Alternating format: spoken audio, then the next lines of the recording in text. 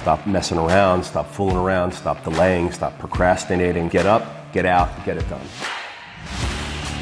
Everything is possible, nothing is a problem, and anything can be overcome. I just get my ass up out of bed, I get my shit together, and I get out and I start the fight. And that will transform you from a mere mortal into a superhuman being. I've never, ever, ever met anybody who told me that they got rich watching their IRA or their 401k.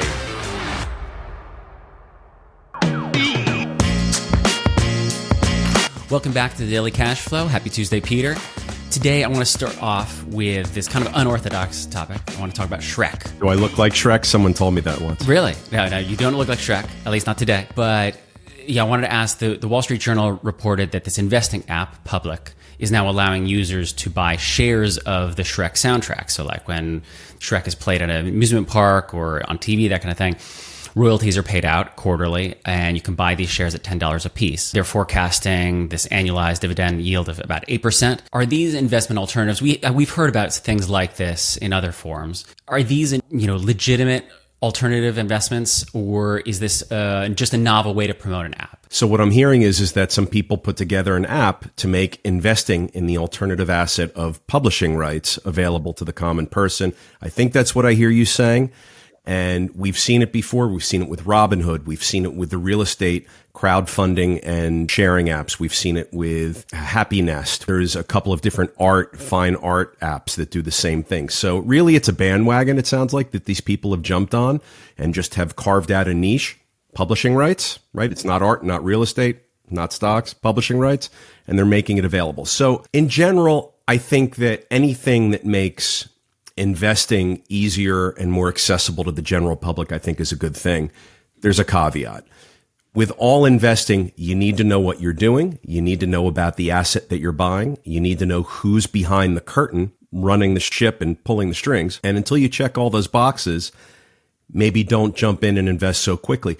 We've recently heard about how CrowdStreet has been under a lot of scrutiny and has had big problems and lawsuits because the people that they let onto their app to raise money had committed fraud and misappropriated funds. So you have to get over all of these hurdles.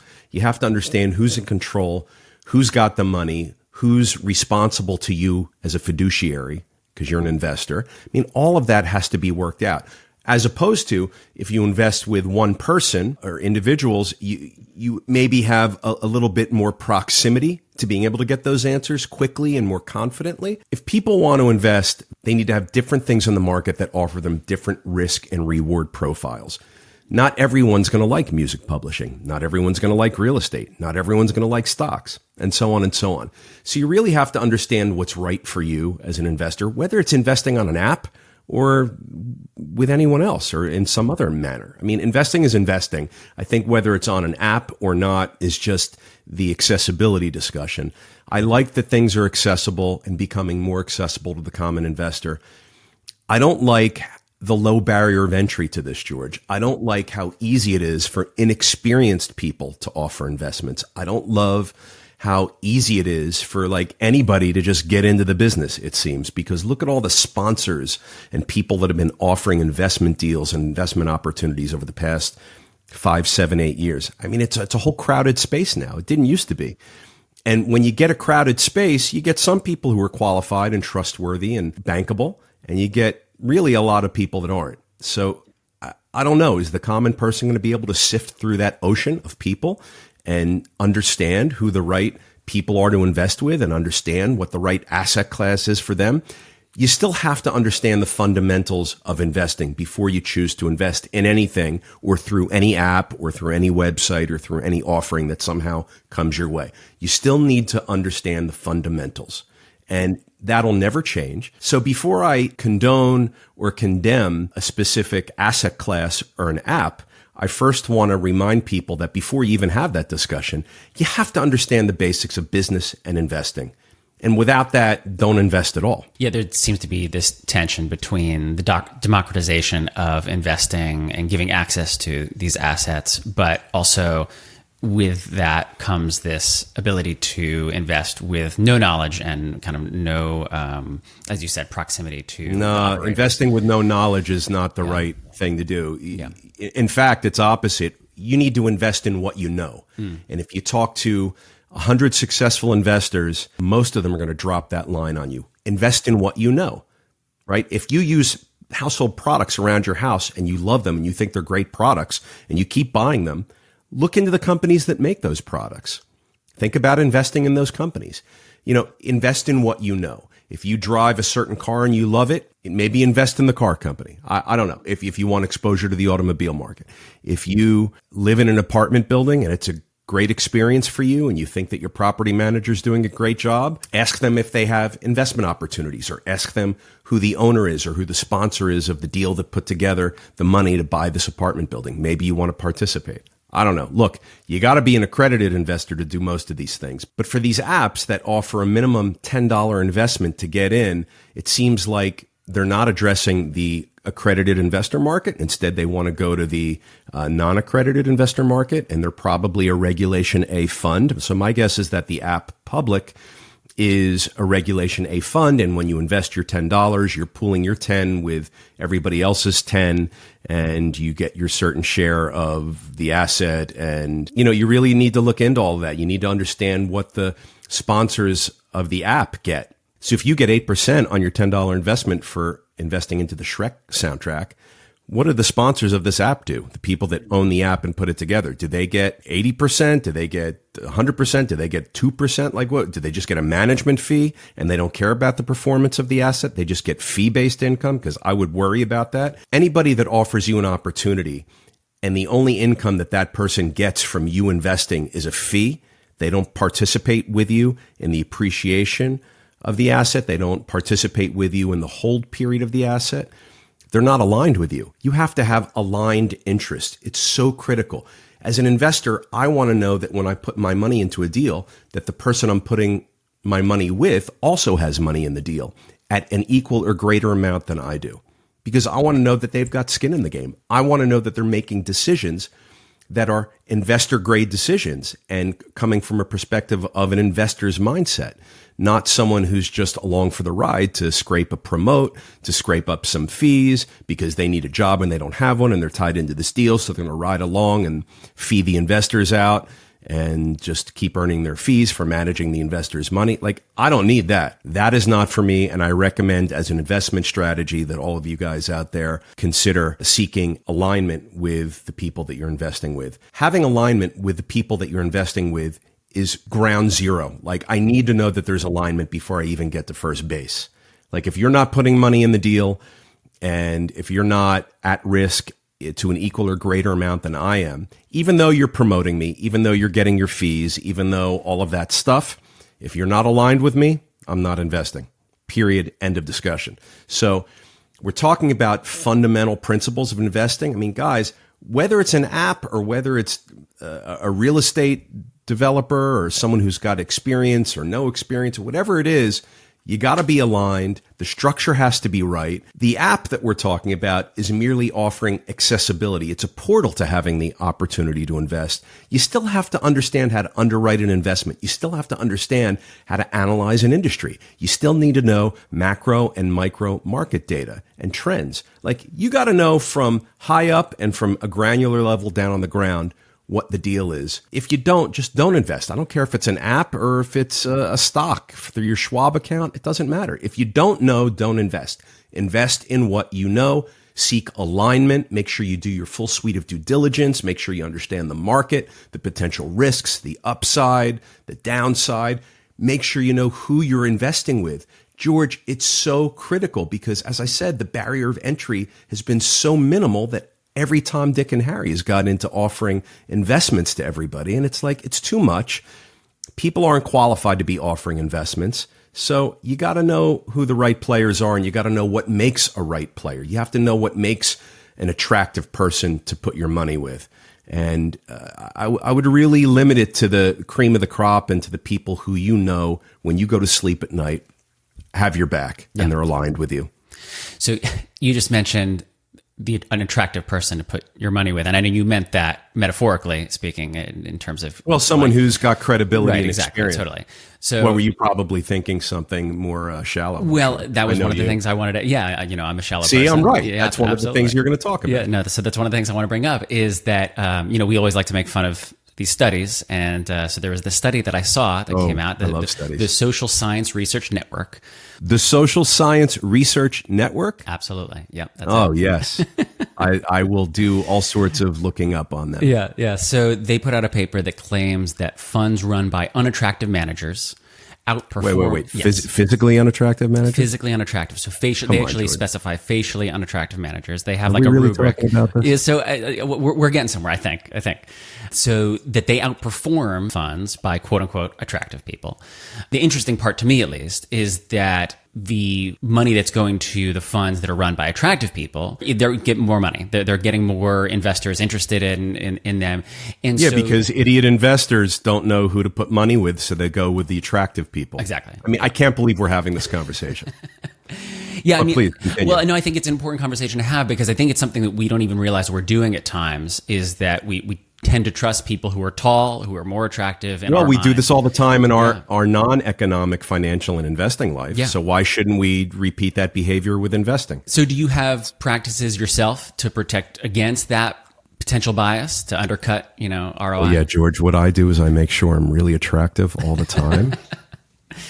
With my bald head and your skincare routine. I just try to be attractive. I lower my voice and talk like the voice that we spoke about on our first podcast. Yeah.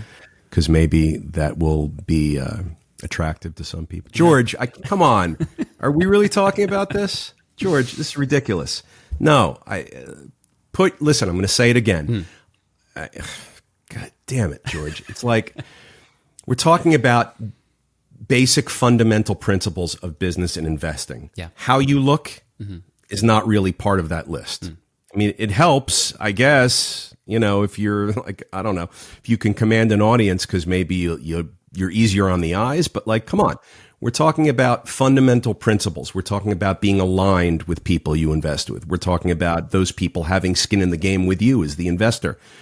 We're talking about experience, track record. None of that stuff, I think, has anything to do with how you look. Come on, man. Yeah, I want someone who I do business with to give me the right impression, and I want to be confident that they know what they're doing and they know what they're talking about.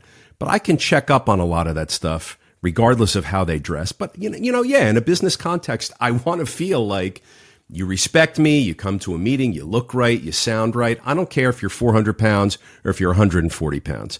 I don't care what gender you are. I don't care. I just want you to not smell, not wear perfume or cologne, wear some decent clothes. You don't have to be in a suit and tie, but I want eye contact and I want to be warm and fuzzy inside my heart and chest. I want to have that feeling, and I'm going to get that feeling if you give me the eye contact, if you speak clearly and concisely, if you make a great point and you can do it in a quick amount of time. And I believe in what you're saying, and I believe attractive people and I believe unattractive people physically, like, their DNA and genetics. None of that matters. Come on.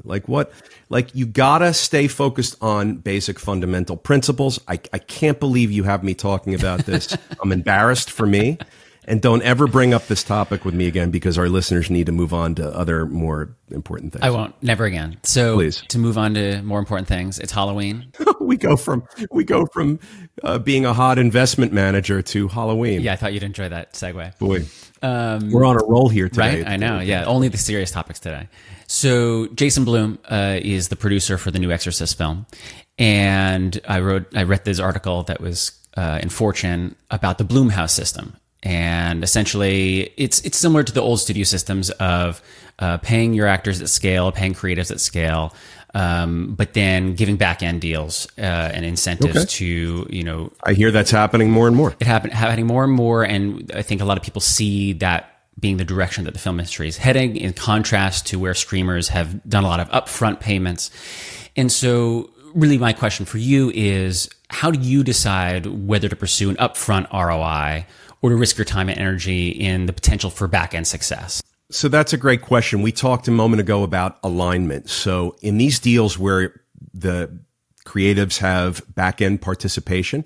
That's alignment. If you ask me, right? They're saying, look, don't pay me my million or 5 million or 10 million up front. Pay me scale, and I'll take my fee with you giving me points on the back end. And when that happens, what they're saying, George, is if this film is a success, if the business is a success, we're all going to succeed together. And look, these films, they can sell 100, 200, 3, 4, 500 million dollars in revenue or more. If they cost 10 or 20 or 30 million dollars to make, think what 2% of a $500 gross revenue is. I mean, that's a lot, right? Look, everybody's different. People often will need an upfront payment and prefer to forego back-end participation. Maybe they don't like the producers. Maybe they don't like the director, but they're going to take the job anyway. Maybe they don't like the story, but they're going to take the job anyway. In that case, they're probably going to go for an upfront salary. That's not scale. That's their normal rate. But if you really like the director and the script is crazy and the writer is awesome and like there's a lot of hype and like you feel good about it, maybe you want to take a risk, roll the dice, and be aligned with the director and the other producers, because I promise you they're not getting an upfront fee in the same way that the actors might. Maybe the director does, but the producers, they're all hanging on for the back end. Anybody that really has the real win that's possible for them is hanging on for the back end. That's where you make your money. Look at Sylvester Stallone with Rocky. That's how he made his money. He would not compromise on the script. He wrote it, and he would not take any money up front. So the story goes, he saved it all for the back end participation. And it turned out to be a great roll of the dice for him. And it has been for other people too. And it's not just the film industry. I mean, this is how the real estate business works, the development business, any sort of private equity deal. I mean, there's often these scenarios where CEOs or key people or certain key roles will get hired, and then a negotiation ensues where perhaps they get a little bit of participation in the deal, and maybe their upfront salary or fee adjusts a little bit downward, but they get the points on the back end, or they get the carry or the promote. These are all the phrases you guys got to be familiar with, because if you want to get involved in these deals, people have carries, people have promotes, people have back ends. Do you want the back end carry and promote, or do you want it up front? You have to really just assess each deal on a case by case basis. With the film industry, I sort of like it because these films, I mean, they can bring in a lot of money. And, we just had a writer's strike, and the industry is saying they don't make enough money. And here's a way for them to maybe make some money. If they get invited to participate in a project, maybe there's an opportunity for them to negotiate some back-end participation. I love the back-end participation. I mean, I think that's the ultimate way to create alignment with people. A rising tide raises all boats. If this thing wins, we all win. If this thing loses, we had fun making the movie and we'll move on to the next project. Now, you may say, well, but I need to get paid. I have a family to feed. That's all important and relevant. You have to weigh each situation individually, case by case basis, but I like it. I like the idea of back end participation, whether it's film or anything else.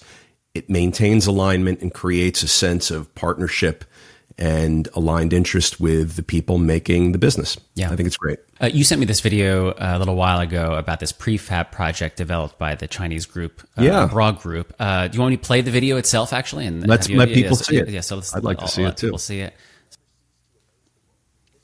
That's it. Look at them. Those cranes are assembling modules, and it happens fast. And I love to see everything fold out, like the floors fold down, the walls fold in and create the exterior walls, the window walls fold down. I mean, everything's packed. It's so ingenious the way they manufacture these and then assemble them. It's like when you unpack a toy as a kid and you have to assemble it, and they make it sort of easy for you to do that. That's what this reminds me of. I think this is great stuff. I'd love to see more of it because I think that's a way to build a lot of housing quickly and, from what I can tell, affordably.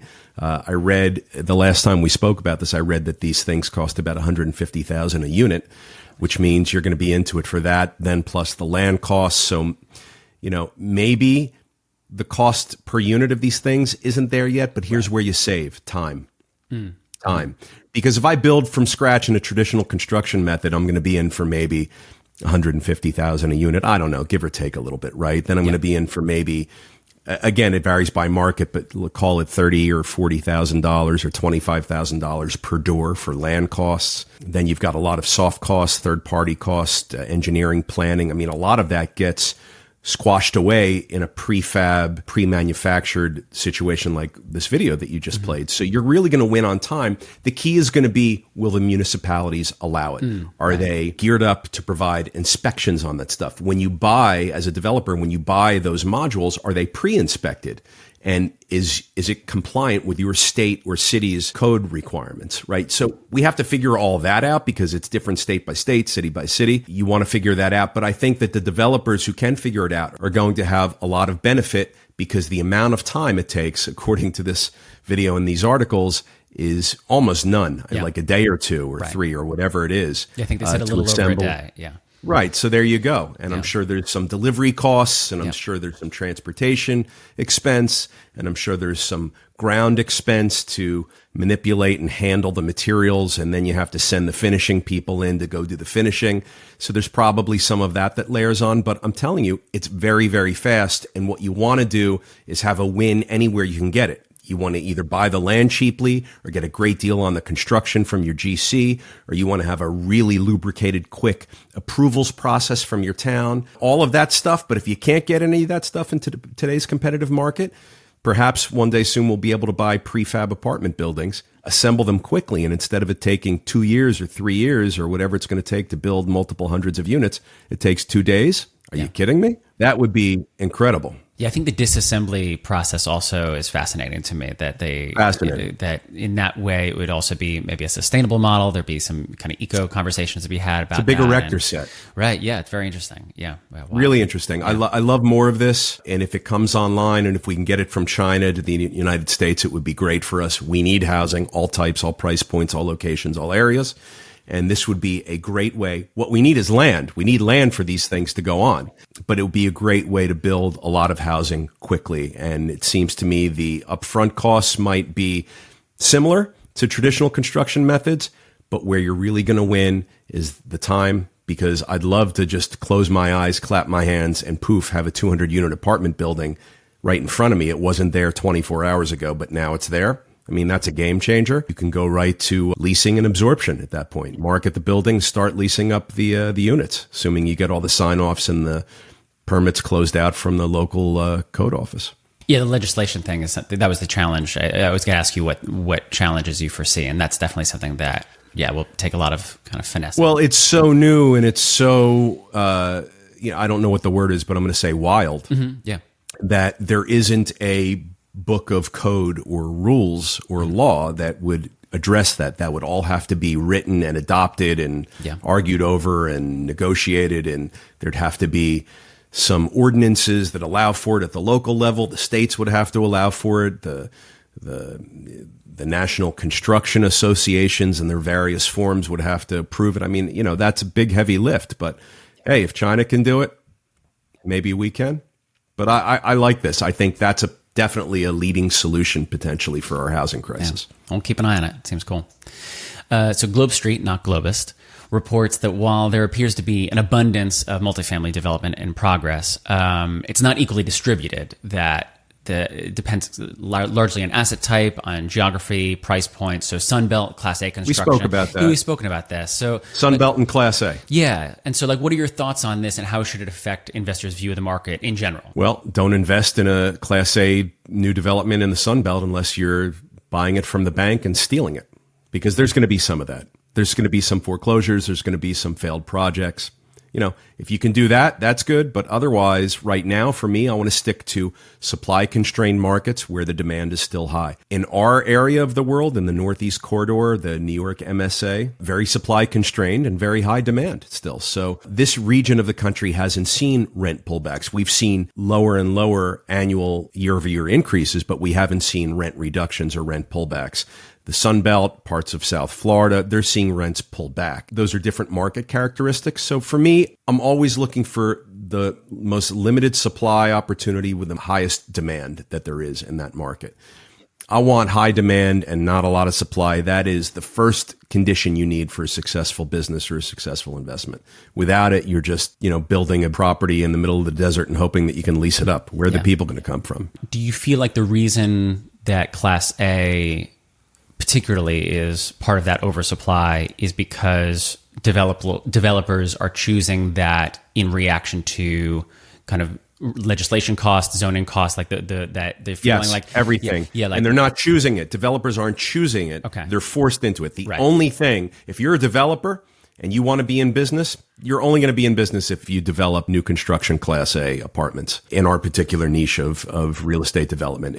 There's no way to build affordable. Why? It takes too long. LA, 3-4 years to get permits. It's too expensive to buy the raw land, and there's none of it. Like we talked about having land for these prefab apartment buildings. We need land. The land in and around these urban centers where people want to live currently, it's very few and far between. There's land in the middle of the desert. There's land out by Coachella. We heard about the development deal that got squashed because the desert rats were going to be compromised and the NIMBYs came out. The only way you can make money and have a successful go of it as a developer 9 out of 10 times is by building Class A multifam. Yeah. You can't build affordable. They want you to allocate 20, 30, 50, 80, 100, whatever it is of the building to affordable housing. And that's great, but it's only great if I get the land for free from the state or the city because I can't afford to pay for the land and then build affordable. And it's only great if I have a 7-second process from permit applications to approvals because if it takes 2 years or 3 years, it's just, forget it. Like it's just not going to happen. Yeah, no, because I even feel like I'm seeing that here, on the East Coast, and that's just anecdotal. It's not statistic, but that I'm seeing a lot of Class A construction in places that there doesn't seem to be a need for or a desire for. But I guess it's because that if they feel like, well, if I have if you build it, they'll come. Right. If I have all these costs, that the only way to recoup that is to provide a product that's going to, recoup quickly. So if they're building new construction apartment buildings in areas that are surprising you, it's because they got a good land deal and they got zoning approval. Yeah. And you can get financing from a lender. You can raise equity from investors. You're off to the races at that point. Yeah. Now the question becomes lease up and absorption. How long will it take you to construct? And when can you start leasing up and signing leases and taking deposits? And what will the rents be? Because if you're front and center, you're going to have a high rent. But if you're out in the outskirts of town or in an area where, like you suggested, where people don't really want to be, you're not going to be able to get top dollar rents like you are in the center city. You're going to get fringe rents. So you have to pencil all of that in. But those are the only deals that can get done for a long time now is these new construction Class A. Look, we need it. We need all this stuff. And maybe some of that stuff will go financially south and people will scoop it up and they'll offer the units for rent at an even lower price because their basis is less now. And now they can compete because they don't have such a high basis that they need to maintain with higher rents. So maybe that'll all be good as the free market plays out with this stuff. But it's impossible to build at a good price right now. Construction's high. Zoning and approvals is like, cheese grating your eyeballs. And the time it takes, look, in my states, it's crazy. It takes a lot of time. I don't know who would agree to go through that process unless there's such a wind at your back, like there's nothing but forward motion propelling you forward that, if some of these things take a little longer, cost a little more, it's really going to be okay at the end of the day because your financing is so cheap or you're going to be able to rent up at a high rent or whatever. It's really, really tough. That's why all the Class A is getting built because they can get the money from both equity and debt and they can pencil in rents because there's a housing shortage and you're going to rent an apartment. The key is for how much. So if you project $2,500 and you're wrong and hey, it's $2,300 that you got the lease signed for, it's probably okay. It's not going to kill you. But if you pencil in $2,500 and you can only get $1,500, that's a problem. Our business of multifamily housing is pretty stable around price points. You never really see rents crash 50, 80%. 40, 60%. You don't see that. You see rents pull back 10%, 20%. I remember after the '08 crisis in New York City, we kept contract rents high and we motivated lease renewals and new leases to be signed by offering concessions and incentives, signing bonuses, a free month. If you renew, we'll give you a free month on the back end, that kind of thing. But we kept the contract rents high because you need to do that. And you're able to also incentivize and throw a bone to the tenant as well, which is great. It's great customer relations. You're creating a happy customer. But you really don't see rents pull back like published contract rents. I'm not saying they couldn't, but we really haven't seen that. And at the last cycle, again, going back to '08, '09, 2010, when we were kicking the can and doing what we could to keep buildings occupied, we saw the use of concessions and free rent and signing bonuses and things like that. We didn't see rents pull back. Rents may pull back. In prime areas, maybe they pulled back 5%. And in tertiary areas, back then, they pulled back maybe 10 to 15%, but never have I seen 30 or 40 or 50% rent reductions. Mm-hmm. And I'd be surprised if we see that now. Yeah, totally. Last week, Charles Feeney died at the age of 92. Great story. Yeah, he was well known. I mean, not that he died, no, but of course. His life and what he did. Yeah, the legacy of giving away billions of dollars after establishing success through the duty-free empire that he built. A true entrepreneur. Yeah. I know philanthropy is a big part of your own life. Where does that impulse come from, and how do you assess the best or most effective way to give? Well, the impulse comes from you want to give back. I want to give back. I'm so lucky and fortunate to be where I am, number one. Number two, people need money. Society needs these things to get funded. They don't get funded often from government sources, from taxpayer sources, public funds. Even in private fund, it's hard. The world of charitable giving is fueled by people that want to make a difference and be a part of something because they've worked to a point or have had success to a point where they're able to do it. So they do.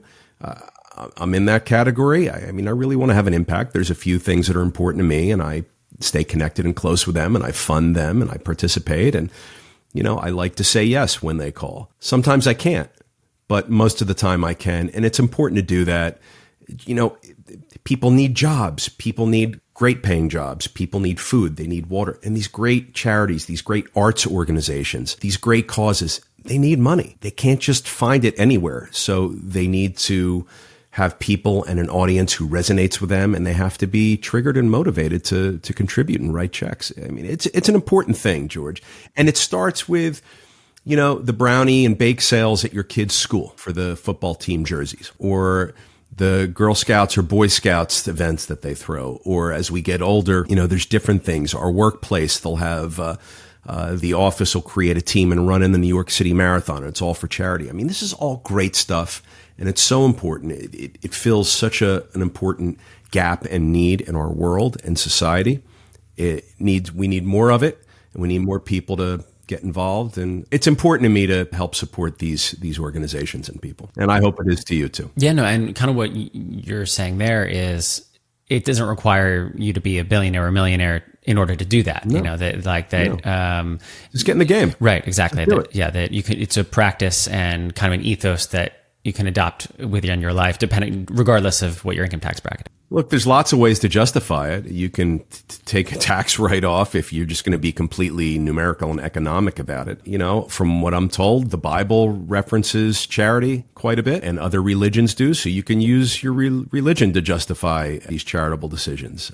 Maybe someone who you know or love or who is close to you has struggled with something in particular. Addiction, cancer, I don't know. And maybe you want to support them because they're meaningful to you and they're close to you. So you want to support an organization that would maybe help your friend or loved one. I mean, there's all sorts of ways to justify it. Just get involved and do it. I'll never be as great as I want to be, but I will spend the rest of my life trying to be as great as I can be. That's a great quote, George. That is a great quote. I like that you said that. Yeah. Tell me about that. Do you know who said that? Who said that? I think you said that. Unless I'm mistaken. And so what about that mindset is particularly important to you? And what does that look like in practice on a day-to-day basis? So what's important to me about that is that for me, it implies forward motion, never stop moving forward. I'm going to keep trying. I'm going to keep standing up when I fall down because I want to be better than I was a moment ago, a day ago, a month ago, a year ago.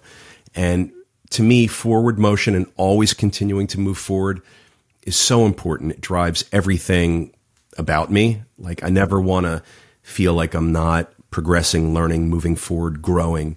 And so I think that's what the connection is for me with that. You know, I don't want to stop loving you. I don't want to stop working. I don't want to stop caring for people. I don't want to stop enjoying life. I don't want to stop having fun. I don't want to stop any of it. You know, like I want to keep going. The second you stop, you're done. You know, you're done. Maybe it was one more attempt at that thing and you would have gotten it. Maybe it was, you know, one more read through of the book and you would have understood it. Maybe it was one more practice on the guitar neck trying to do that Led Zeppelin riff and you would have nailed it. But if you stop, you're never going to get there. If you stop, you're never going to achieve. If you stop, you're never going to be able to give the caring and love that the people who rely on you need because you've stopped. Yeah. Don't stop. Yeah, something that I love about that quote is I'll never be as great as I want to be. It kind of acknowledges that it's not a destination, that I think a lot of people view success as like, well, once I get that thing, I will have succeeded. And then great, I'll be good. I'm set.